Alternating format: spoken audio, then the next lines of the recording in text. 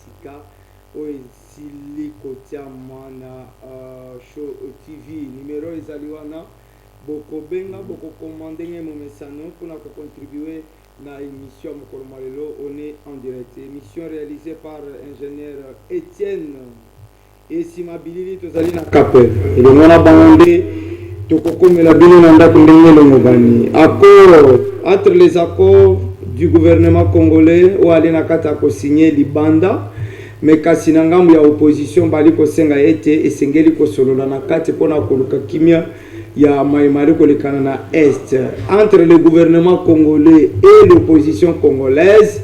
Est-ce que bali koluka kimia na est et puis Tokobete Longo Masolo Matali ville province de Kinshasa après de nouvelles mesures prises par rapport à circulation au Kobanda déjà mukolo mwalendi bali kopekisa bandeko mususu ya moto bakokota na ba route nationale numéro 1 te mupanzi mususu bali kotia 3000 agents oyo bako faire respecter mibeko oyo ba autorité urbaine basela kibongo kozwa. Est-ce que 3000 agents le gouvernement provincial est vu tant il y a conformé bangoto balokoti lokoti kabato? Ça on doit se poser une question puisqu'avec la police congolaise il y a un souci jusqu'à maintenant qui se pose sur le plan professionnel. Plusieurs policiers na biso basala ka musala ngenge sengélité. Ils sont là pour la tracasser batou, un policier t'interpelle, ce qu'on tourne au bendising au kangelingaini, même le policier a besoin d'interpeller moutouté. Mais vous envoyez 3000 personnes pour nous faire respecter les mesures. À quand était leur formation? Quelles sont les orientations? Ils allaient imiter nini puisque na Kisasa, policier comme on a eu tiango ya kangi moto na gombe, même on a tiango et s'inquiète. Akoki kolongo na ye matadi kibala kuna aya kangi moto na gombe azongi na ngo kuna polisa ko ya atambola simbi munduki batindi epa ite akobo mape moto akei. Alors quelles sont des mesures conservatoires? Il y a un civisme ezalaka pe par la police et puis tango kokota na nzela bayo mwana ko collaborer malamu na bayimbo et aussi banzela ali ko poser problème na Kisasa banzela ali ko poser problème. Donc moi je crains que lundi Batumususu babengana bango na misala. Gouverneur Daniel Bumba avec votre gouvernement provincial et les autorités au niveau national, je crains que lundi à lobby par rapport à ma mesure et chami babengana batumusu na misala. Babengana batu na misala. Puisque batu bako comme retard, batu bako se déplacer et puis là un civisme za la kananzela, ça serait compliqué.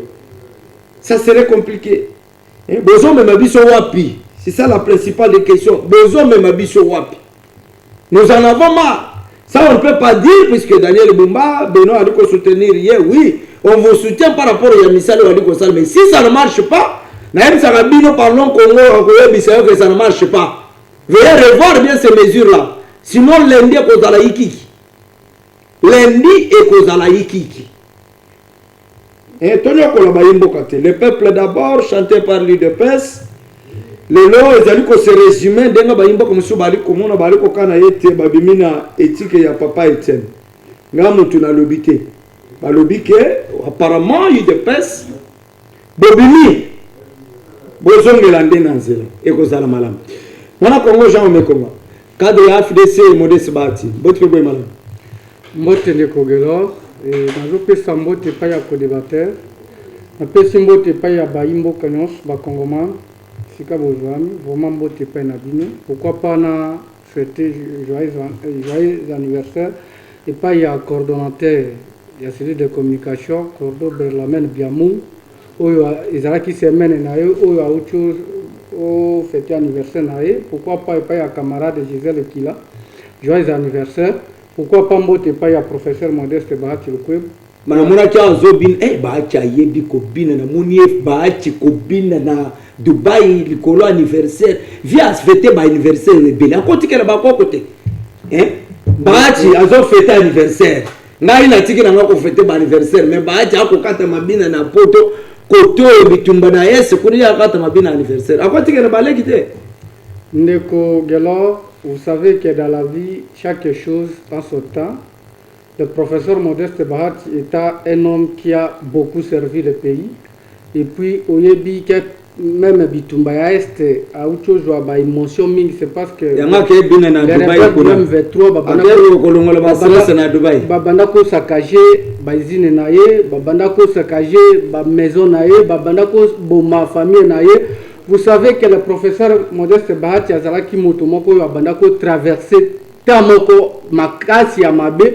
Puis azo continuer à traverser, c'est parce que au moni esika au Tonga et puis au mona bato mususu bazo ya ko bebisande que ça ne peut pas te plaire. C'est de la même chose. Professeur Modeste Barataza Motomoko pesa, il fallait vraiment tout imiter la gestion. C'est parce qu'il a tout donné, il a tout fait pour la République démocratique du Congo. Ndeko, ce que Bozo Yebsabiso, au sein de l'opposition, là où tu vois qu'il n'y a pas à faire l'opposition, bah ça la opposition, si tu vois que non, Moto Nalingina s'opposer à la gestion à ma paix. Mais si au début tu vois que non, l'homme est dans le chemin, pour na kosa les terrains en bouc, à quoi soutenir rien sans problème. À quoi ça l'opposition a déni. Yango maloma qui est à la Zaki Mouto FCC Tango. Tshisekedi ako bundana union sacrée ya bandoli ana Kabila pimela ye Sénat azala président à Sénat yango asilika yeko se retrouver na union sacrée tango pesi ye Sénat nda se retrouver na union sacrée yo bekazo kanga makote makambo yeke malam batu monsieur ba ko mona na liste wana. Merci. Ndeko Gelo. Merci. Zélément merci Samandam. Awa le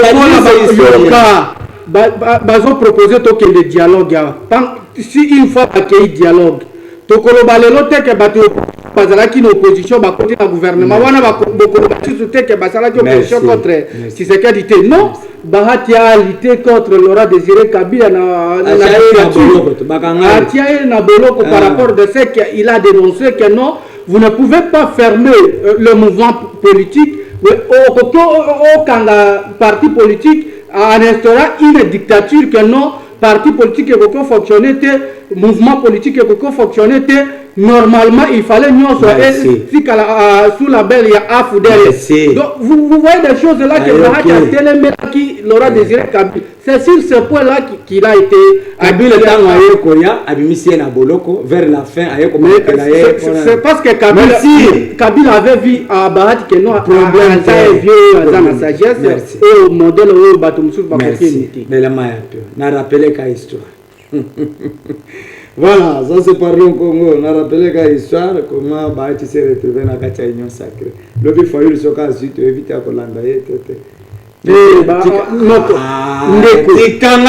sommes là prêts. Nous sommes là vision pour le Bahati n'est pas seulement là pour dire que Yosa Mabe ou Yaza Mabe. Il y a un peu de Yamboka Mobimba. Il y a un peu de Tchakabino Machatande. Il fallait prendre la meilleure version de Modeste Bahat. Votre peu madame. Jean, mais comme le cadre à FDC.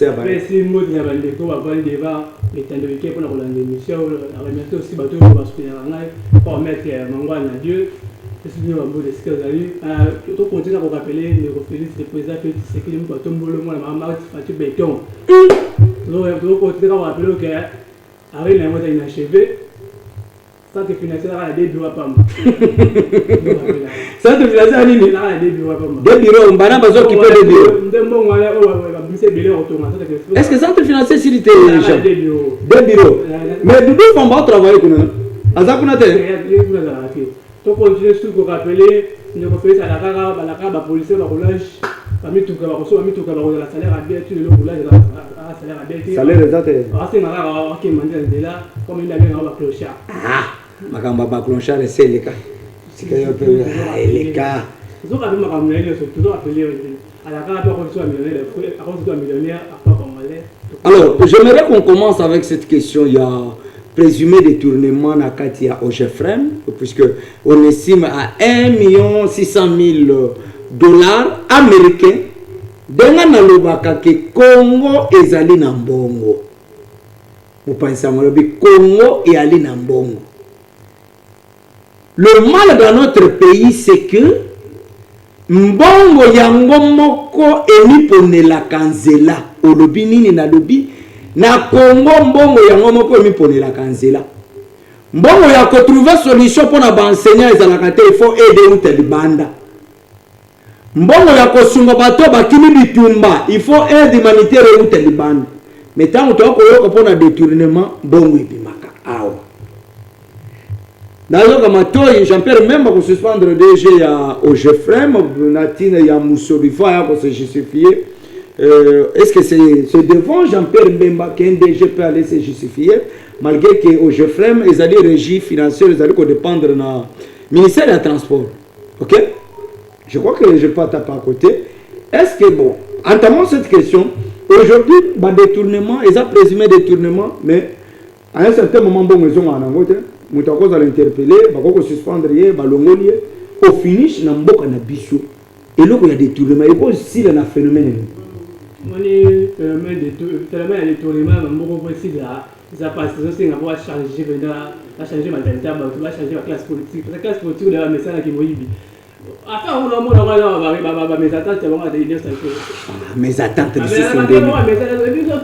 déjà ça muto afdesi abache bon ba on so ba ka bola le wala ndi ko jabe bemba de ko jabe mangalo bate ta ka ba liete anyunyi yango mona ka sali bongo ba ka bola ngalo bate la bilo la ba ko fla ba ngo ka bola ngalo bate ni so ka bola bate tout le est-ce que mbongo ngo basalela ngo musalo seigneur puisque DG fait savoir que au Jeffrem intervenant trop peut-être na ba aide ce qui makambo bitumbezali financement moko bango ba chaka makali ya la ka misa défense mbo ba pesa so ba minduki asomba nani j'appelle bimba la ka misa défense mbo ba pesa ka misa so asomba minduki asomba bitu ko la ba soldat ba fa les asomba donc Bemba ba pesa mbongo ngati asomba manduki ah détourner yo landela bi ka détourner mbongo ba solo manduki te ina ba détourner do ko ko souté ina détourner do la to lemle ba détourner o landeli ke mbongo ya manduki monani te e mo la de ba pesa mbongo sa est-ce que landele kuna e atombe be o te be mo la de ah donc Jean-Pierre Mbemba peut faire justifier pe ana ma ke le mo ko vote bi ke ma ke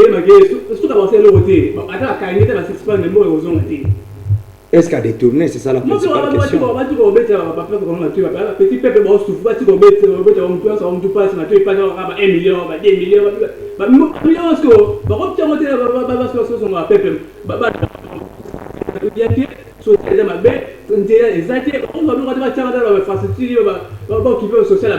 merci. Jean Mekonga, DG à AFDC Bahati, il y a Kamba au Jeffrem. Mais aujourd'hui, par rapport à 1 600 000 $, vous pensez que DG Asnel et il y a au Jeffrey plutôt, allez se reprocher Naïla.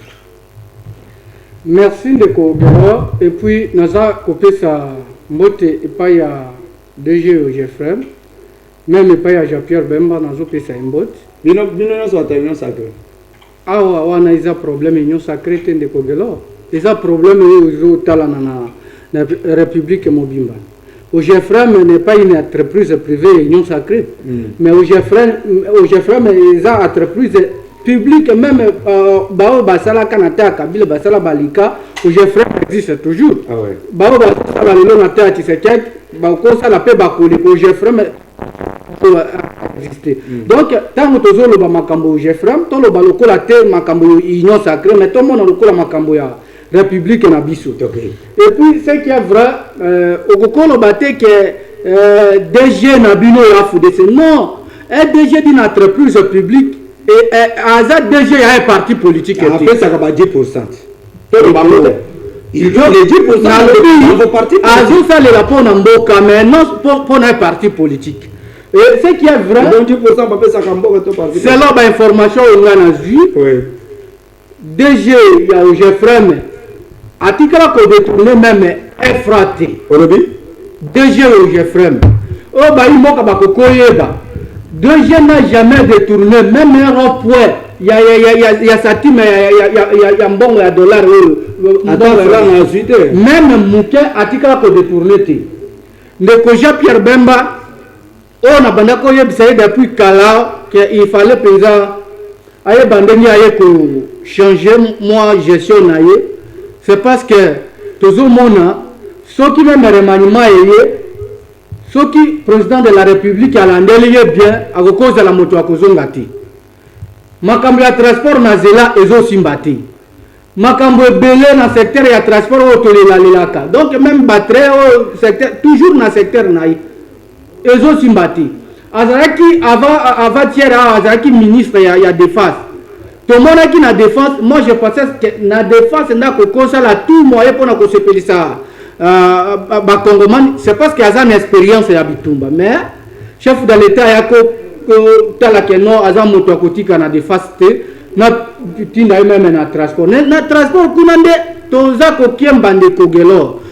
Si on parle d'une institution de la République, tout le bâtiment lokola makambo union sacrée kaka. Non, nous devons parler état comme une institution pour mboka mobimba na biso, non seulement pour na bato union sacrée. Ndeko Jean-Pierre Bemba à Bossani na février 2025. Selon l'information qu'on a vue, kaka ba service de communication du ministère ya transport. Kaka bango no ba communiquer biso ke OGFREM a décaissé awazolo ba 1,600,000 alors que OGFREM na février a décaissé 100 millions ya kopesa na maboko ya Jean-Pierre Bemba soki même nini epesa nini na maboko ya Jean-Pierre Bemba maboko ya misapi 5 ya Jean-Pierre Bemba ndeko na kokomonisa quelque part Jean-Pierre Bemba na pa carte azako sepela écrit même 100 millions de dollars. Bon, le pesa na maboko bank. Ya banque na banque puis ba pesi na pa carte na maboko ya Jean-Pierre Bemba 100 millions de dollars. Mbongo wana maîtriser makambo lo. Mendeko nazo maîtriser yango na yo to moto sala. Recherche ndeko za journaliste okotala yango. Batuni équipe ya communication ya ministère ya transport tuni bango mbongo oyo tomoni ebimi mpo nani balobi ke non mbongo oyo ebimi c'est parce que j'ai vraiment azalaki déjà sollicité mpona décaisser mbongo wana mpona tosunga FRDC na biso na este na wazalendo ndenge bitumba eza kobima kuna na février lelo na janvier Jean-Pierre Bemba abimi alali alobi non il doit nous donner l'explication et puis na biso ki otali quand il y a lettre et explication au DG Geoffrey Mazako Pes a rappelé même que sous exigence scénario, sous orientation, il fallait topper ça moi le mouille pour notre sunga. FRDC na biso na est, ndembongo ane bimaki. Mais makambozo il y a détournement. Oh, son excellence clair par rapport à Yambongo d'ailleurs pour compléter, Jean-Pierre Bemba a violé même le chef de l'État Lubaka. Le chef de l'État lobby que pendant ce temps,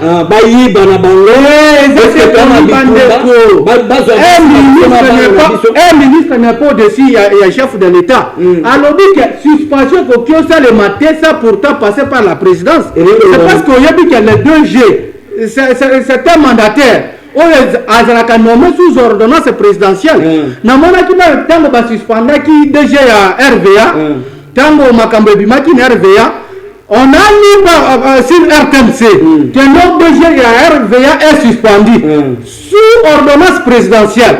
Pourquoi pas le DG ya Geoffrey Malinga cause la suspendu sous cette même ordonnance que Jean-Pierre Bemba attribution à suspendre. Je pense que ça peut être un compte à rendre.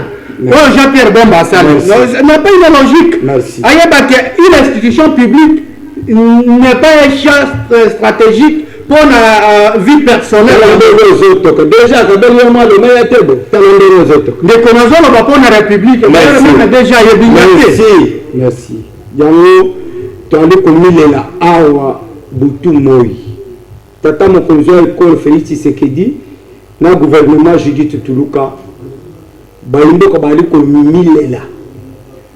Puisque babiro ko olo ya ba détournement olo, ya li ko sala passe. Le col ngai soki na zu 1,600,000 $ wana. O pesi mama o azo teka ndunda. Mama ko teka mampa. À quoi laisse 1000 personnes pendant 20 ans. Mais Bassouna qui est FARDC. nalobi kaka 1,600,000 wana opesi bamama na biso baoteka ndunda baoteka matembele baoteka mampa bakolesa 20 personnes pendant 20 ans toza na mboka moko badetourner bazalaka na bango te me mbongo yango moko eningo na banke ekeye mipemele etele na Gombe emikabeli na Gombe mbongo yango moko eningo na hotele na Gombe ekeiti na Victoire na mabulu kuna nzeli ezali kokokosile te na Daniel Bumba epoli taxi express tina aéroport mbongo ya Kongo yango moko evandi na salle d'attente ekei kovanda pe na salle d'honneur mbongo babeleli kuna mbongo yango moko ekei ekoti na avion epui moto ekei poto mbongo yango moko emipemeli chateau na poto emikomisi commissionnaire emisombeli chateau kuna emilalisi kuna bakangi mutu awa abimi innocent me mbongo na poto kuna emisombeli chateau bongo ya projet yaka totalitali tokaboli kaboli yozwa boye soki mutu na mutu azwi après toyo koraisonne baprojet ya mboka komba ya Etienne Tshisekedi yango wana ata soni te Martino gouvernement congolais avec des accords bayimboka mosusu bakomona ke bakomi au bout union sacrée ali sous na solution te la meilleure des solutions serait le dialogue mais kasi bango balobi mpe ke dialogue yango na nani tata mokonzi ya ekolo esengeli initiative euti epai na ye kasi yali kowumela koya bozali komona te ke tata mokonzi ya ekolo azali na kati ya manda na ye botika ye asilisa manda apesa biso élection na 2028 mutu mosusu aya akoko continuer na processus teke ndeko Benoît mutu moko te aye abebisa manda ya ndeko Félix mutu moko te aye kotia nungu ezala ane compétence na ye bongo nde osala nation ya dialogue compétence na nation ya dialogue na rappelé union sacrée na dialogue ya Saint-Institut tant ndeko Jean Pierre Bemba c'est de la guerre alala na rébellion tant ça le dialogue alaka la vite il va assez rebelle asa rébellion nani wana Jean-Pierre Bemba c'est de la guerre tika ministre ya transport attends c'est de la guerre alala la vie dialogue Saint-Institut balobi wana dépassé la Saint-Institut dialogue à Saint-Institut alaka la vie il y a le mot santu alaka la vie tant moi c'est la dialogue parce que dans le mamel faut union sacrée générale il y a société qui est dialogue parce que il y a solution sous-té tout ce qui est bango ta diplomatie je sais na bango et même de l'autre côté c'est là on a rien gagné la diplomatie na bango il y a société qui est dialogue parce que en dehors dialogue ba les logo sous-té parce que là il va souvent moi au chef na zo ngam kemo moi chef appelle faire des il va faire des pas ça la moni va faire des minutes des actes ba ville ba mo ko Mambo ko parce que ministre zate baza payer est-ce que moi je vois ministère après ça faire des après on va ça la monnaie là il a nini est-ce qu'on peut pas faire des ça moi là c'est ma faire ça on équipe bon on va faire payer bon il est bon nini mais je me lève ba ministre je me lève on peut ba moi ça les moi il est bon pour il y a tout monde un peu je ba clarté yango j'en peux même ba de mona clair na tina na quoi ça ba quoi ça va d'ailleurs sacré dialogue vous le système de dialogue et une solution à mutuelle ça la guerre mon raison na kimia parce que pour mon raison la kimia il faut te vendre biso na biso ko ngala to ba to la place ni étambolité place ni qualité ba idée pour pèse ma attaque dialogue parce que ça dialogue le mo ko to boso parce que to yebi guerre ça pour guerre d'agression est dans est si ba la biso ya est ba zali mal à l'aise ba la pété ba ndeko ba ba la biso ba lek la biso ya est ba za ko tanga te ba maman la biso ya est ba sa subila ngate ba papa la biso ba la est ba kenda ka sumi sala te ba ko ba chambre parce que rebelle vous avez ça ba congolais mususu ba traité ba se révolter ba télémi ba bi qualité de faire ça je bien te mon belé faut yo kala ripe à respecter à monter to vanda to yokana to pesa ba idée to pesa ba mécanisme ni to ko yo ba ça parce que vous pensez que dialogue ya résoudre ba problème les autres dialogue Saint-Institut et pesa ba solution belé on doit la epscat et pesa biso ba peut-être besoin alternance on ne Félix ça comme président il peut s'ajouter à dialogue est clé les clés les solutions et après mais avant qu'on t'a la avant qu'on t'a membre Rwanda parce que avant d'abord qu'on attaquer Rwanda il faut d'abord tout à unir à l'intérieur parce que ça pour la unir à l'intérieur tout ça est l'autre côté donc tu vas jamais convaincre Rwanda. Merci. Il faut tout ça unir à l'interne il y a un monde comme ça que to vaincre Rwanda mais bien bateau pouvoir Jean Lekonga bayi opposition balobi ke bawa mituma kasi boyoka te ntango makambo ekoyinda bunagana ekoli balobi bosolola boboyi ekusi ezwi masisi centre ruturo boboyi kaka gome ekoyi bozo continuer kodemere toujours ke non bokobunda kasi bayimboka bali komituna eloko nini ezobloke bino bobotolela biso baterritoire oyo ezali sous occupation puisque dialogue bozoloba ke format ya seniko te kasi eloko nini ezobloke bino bobotolela biso baterritoire oyo ezali na maboko ya bango. Merci Ndeko Gelor. Et puis nous avons rappelé Ndeko Nanga que dialogue oyo ya sen site oyo ozoloba pesa biso solution te tokenda na kabila na dialogue epesa biso pe solution pe te. Ce qui est vrai mokonzi ya mboka aza na motema malamu Félix Tshisekedi Tshilombo amemi kotrouve paix na mboka na biso na 3 volets. Amemaki mpona kosolola nanu na un pays agresseur qui est Rwanda yango nde toza na encore États-Unis. Et puis deuxièmement memi lisusu kosolola na barebele bango baza frustré na makambo oyo bazanga position ya kolie nde bango wana bakenda rébellion mais amemi bango na droit tosisi kosolola na bango. Troisième volet nde yango lelo mokonzi ya mboka à travers son porte-parole Patrick Mouya na banda kolanda ya alobi tozokende dialogue mais dialogue oyo toza kosala na bayimboka tozosala entre biso bakongomani et puis mpona koyebisa biso ke après juste dialogue wana nde bango bakotelemela Rwanda. Je ne pense pas que c'est tout à fait objectif. C'est parce que effort ya bango soki baro kaka président Tshisekedi dès le début mais même makambo nyonso ya est toza komona ingaki ozo appeler oti kaka bayo opposition bazalaki sima ya Corneille Nangaa le droit azala boye il passait c'est comme si Nanga faisait ça akoyakia wakoisa régime oyo eza lelo. Alors une chose qui ne peut pas se faire pour comment ça dit que le président Tshisekedi azana motoma ya vraiment ya bopapa aza koloba ke tozo kende dialogue mokoloni papa eza décision naï pour to kende na dialogue to kende kaka boye d'ailleurs 4 mois si c'est moi vraiment na makambo ya dialogue oyo na ngaki na tuki se ba opposition to kende na bango ti na suka base la tio président de la République assis sa mandat na enyos après organiser l'élection oyo akoya kozwa azwa selon constitution na biso. Mais vu qu'il y a démocrate président Tshisekedi yango nde aza kondima ke tokende na bango dialogue mais mpona koloba ke compétence eza boye soki baza koreproche président Tshisekedi aza boye aza mais bango moko baopposa baza koyeba kosorganize te na baparti politique na combien de fois bakoya kosorganize mpona kodirige mboka.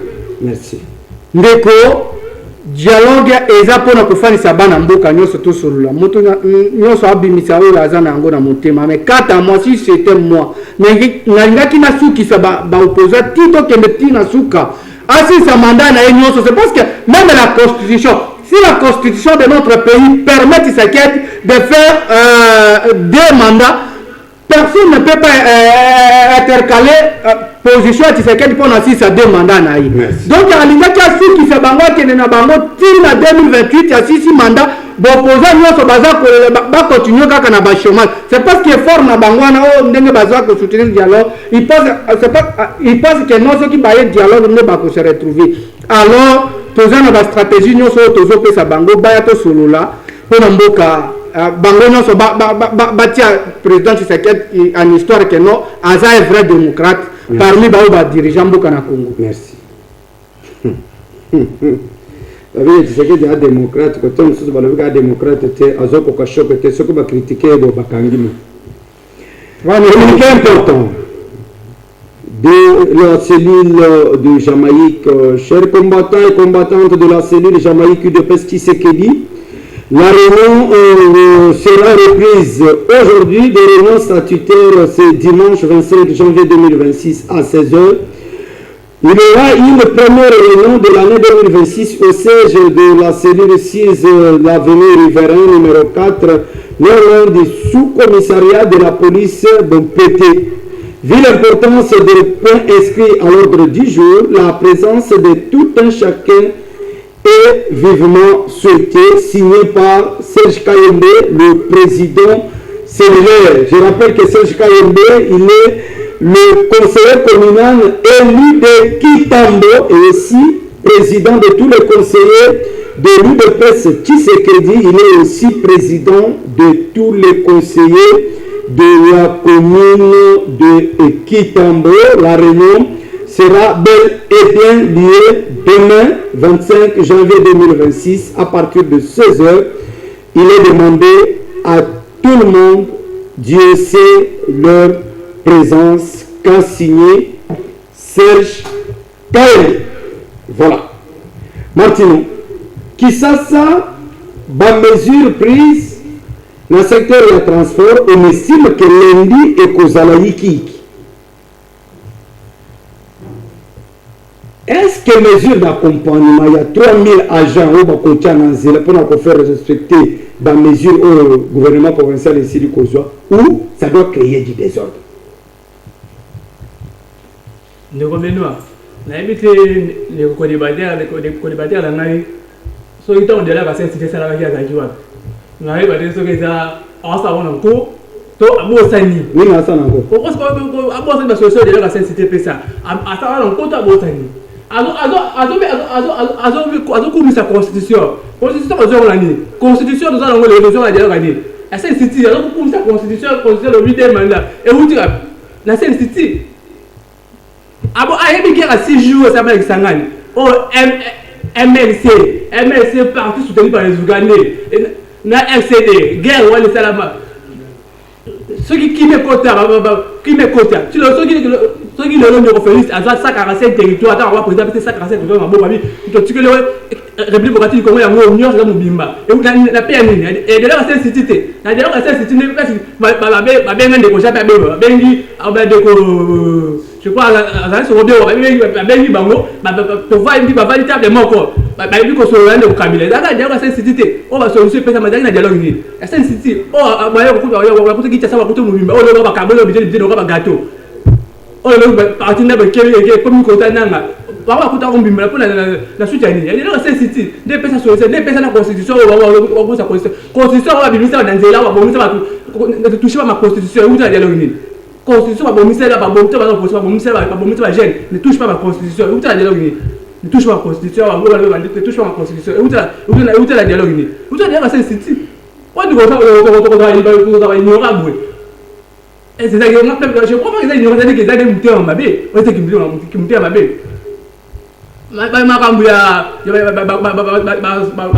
Ma décision d'aller pour ma vie, dans la barre d'aller pour ma, c'est une malédiction pour la blague.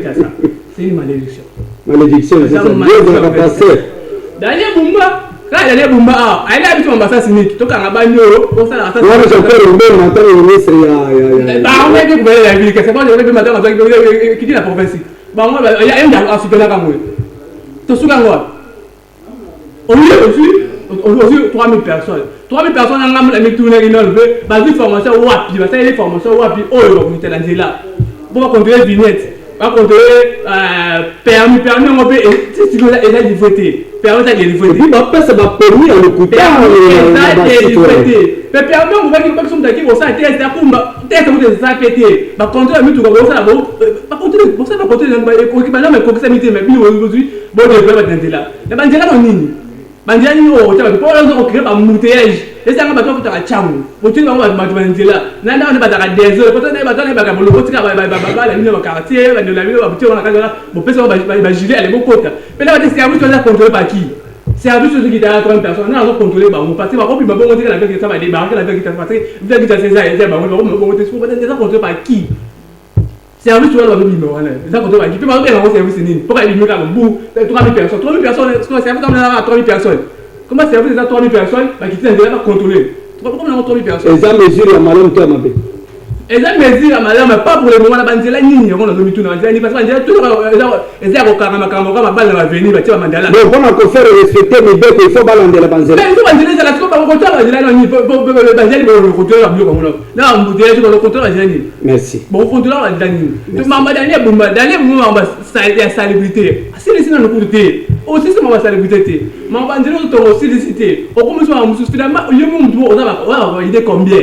On va valider combien. Azar stratège. Ah, mais moi, le idée déjà éparpillé dans le j'ai beaucoup d'idées déjà éparpillées. Merci. Merci. Ma mère sécurité a vu la guitare ça. Papa qui peut ma sécurité avec ça. Bon, je vais policier avec la guitare ça. Bon, peut-être on va considérer le bâti avec Caracas, on va bâti avec BT avec. Merci. Ah, on va car on outil dans la ah, dans la zone ah. Na moi lui va policier parce que BT chauffeur parce que ambotoki mutu kakabasi ezo leka fa batika kakabasi nzela ndeni ya zoya mais yaka bandi na kakabasi ezo kota koto batika nzela kakabasi ezo leka kakabasi beta. Merci. Je vous promets, puisque Ndekolobi que j'ai les idées éparpillées, je vous promets que l'émission Parlons Congo est pour y balancer candidat gouverneur. Le jeune homme Kevin, on a pris contact avec lui, il a accepté qu'il soit l'invité de Parlons Congo la semaine à lundi. Les jeunes, j'ai les idées éparpillées, il sera l'invité de Parlons Congo, on a pris contact avec lui. Les candidats malheureux aux élections de gouverneur dans la ville province de Kinshasa, le bamingi français, le Kimaki, Tokoyambayao, voilà qui doit participer dans notre émission de la semaine du lundi. Bon, voilà, on est là. La gestion de la ville province de Kinshasa, des mesures prises, apparemment, les mesures non sur Zomaka. Mais pour nous faire respecter Yango et créer un Kambutu. Est-ce que vous pensez qu'avec ces mesures, cette fois-ci avec Daniel Bouma, ça peut apporter quand même des fruits? Oui, Ndeko Gelor. Et puis, ce qui est vrai, Daniel Bouma, Toloba, Makambo est belé par rapport à la gestion. Mais la fois passée, Natika Kolobaka Kaokeno, il commence à améliorer. Oui, Bandako Simbate. Et comment qu'il demande un bon Simba. Donc c'est à féliciter. Et puis, toutes les mesures prises par une autorité, et ça, qui n'a qu'à mingi pour le bien peuple au Razako Kamba. Surtout que Makambo a causé la contrôle pour la vignette, Banini Wananazila, Bisomoko pe Bakongoman, Tolinga Kape Kotosa Mibekoti. Congolais alingika kakomonisa mabe ya autorité azo kambaye mais yemo ko pona ye bakenga pe naza na devoir. C'est parce que aucun citoyen ne peut jamais manquer un devoir et un droit. Ce qui autorité a vu mesure moko que to sabou pendant que bino boza koto sate ou soit pendant que ya moni que bateau atiaka pona ko contrôler wana bakoki na nute na nombre wana. Il a aussi plein de droits, il y a qu'augmenter le nombre de personnes qui ce que je crée peu est que Bilokota, c'est parce que les militaires, les partis politiques, c'est parce que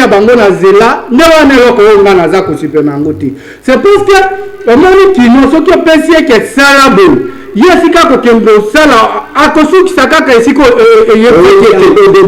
déborder. C'est ça que moi je crée. Mais ceux qui à moni que na toni sa 3000 personnes ba contrôler ba mesure ya apesa ka peso to samate ezali kamba mabeti. Merci mon Congo, je lis ce communiqué, vous prenez 30 secondes pour votre mot de la fin. Communiqué officiel, chers frères et sœurs membres du bureau Benandemba officiel, nous vous invitons à une réunion importante qui se tiendra ce samedi 24 janvier 2025 à 15h. L'objectif de cette réunion est de mettre en place un comité d'organisation pour la sortie officielle et échange de vœux. Nous comptons sur votre présence et votre participation active à cette réunion pour contribuer à la réussite de cet événement. Lié restaurant chez Alex 6 avenue au Mécoro, numéro 47, quartier Bonvent. Nous sommes là dans la commune de Lingo, la référence derrière Paix Victoire. Pour le bureau Benoît Demba officiel, Benoît fils Kabasele. Voilà. Ça sera aujourd'hui. Il est convié à tout un chacun d'y aussi leur présence, car l'importance de cette réunion ambiguïquerait l'un et l'autre. Voilà. Mon Congo Martino, votre dernier mot dans 30 secondes. Juste là, on a le mois de mars, on a un meeting, le mois de mars, meeting de la commune de Makala, il y a un mois de Makala. Nous avons organisé un meeting le mois de mars. Nous avons organisé un meeting. Il y a un service où il y a un meeting. On a organisé un meeting. On a organisé comme un autre canyon. Nous avons organisé un meeting. Il y a un meeting. On a organisé un meeting. On a organisé un meeting. Il n'y a pas ça, nous avons rappelé. On a rappelé le respect des listes. On a tourné les bombes. On a dit contrôle la vignette. On a dit le local. Contrôle la filaté. Bon, on contrôle 6h, on a 17h. Bon, on a un chauffeur à Koumara, chauffeur taxi, chauffeur des essais. Aïe contrôle, aïe 6h. Bon, libéré 15h. Ah, vous la carte. Ah, vous avez versement Ernie. Merci. Jean Le Pen. Si ça rappelle le reflet, ça la carte sort quand on va cacher ses crédits sur le caché. Mais les compteurs, on a vu sur la table de la carte. Mais la race au cachot. La race au cachot. Tout le temps, on va pouvoir. Dès qu'on a pouvoir. On va kabilo baloba. Après, batika kabino, c'est ça. Il y a la race au Kanga. Les premiers jours du pouvoir au Kanga. Mais tu les locaux, ils ont été à nous. Mais les compteurs au Kanga, les bisous sur la carte. Et puis, la carte au Kanga, bisous, tout la race au Kanga. Mais ne peut pas dire que c'est mamino qu'on a bino. Eh, bon, ça peut nous. Il y a d'autres personnes qui étaient là, qui étaient. Donc, on a un analysé, fait. Est-ce que ça a un problème avec les services? Les services sont là pour nous interpeller. Oui, Ndeko, au Mani, Nalingaki n'a rappelé une dame là, Lisette, qui a mal aussi parlé de professeur Modeste Bahati. Aïzanga Koye Baté, que professeur Modeste Bahati, est congolais de père et de mère, à Botamana Katan. Le 16 janvier, je pense, 1954. Donc, Aza Motomoko, à côté de la Mabete, quel que soit fini mbongo pour la innocent Mabi. Ayeba que le professeur Modeste Bahati a contribué plus pour ce pays. Donc, le Coco douté à moitié. Il y a beaucoup douté de thème à